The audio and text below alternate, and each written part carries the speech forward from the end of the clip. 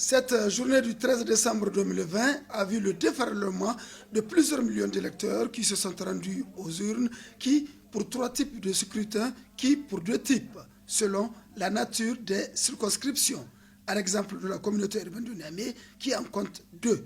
Quelles sont alors les spécificités? Il y a 3 types de scrutins et c'est selon les régions.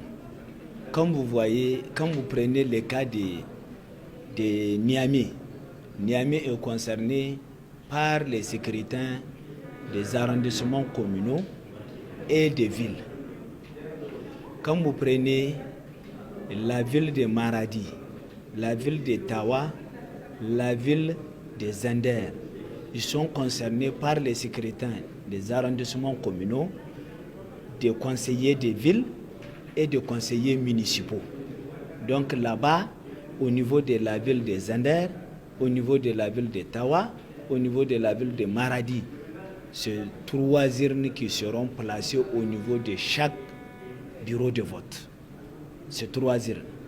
Et les autres régions qui n'ont pas les statuts de ville, c'est 2 urnes, à savoir le conseil régionaux et le conseil communaux.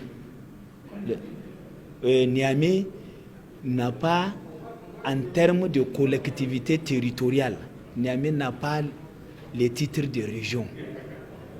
C'est une circonscription administrative en termes de déconcentration.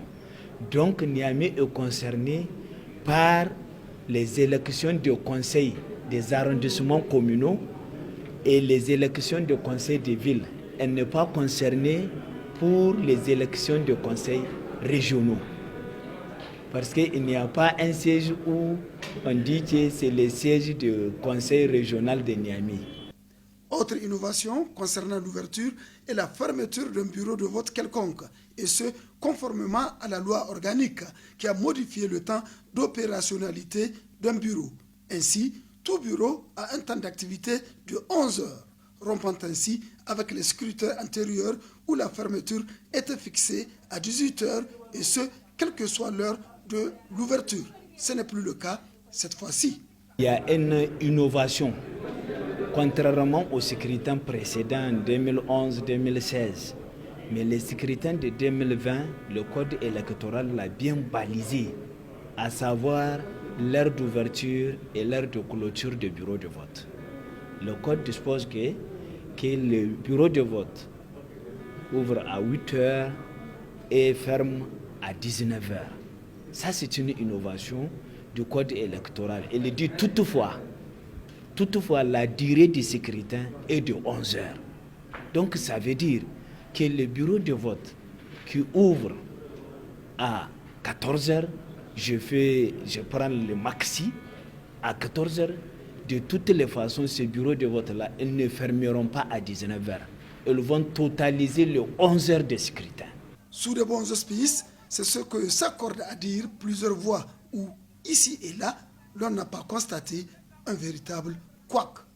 Le rôle de l'observateur, d'abord en premier lieu, c'est de constater l'effectivité du vote.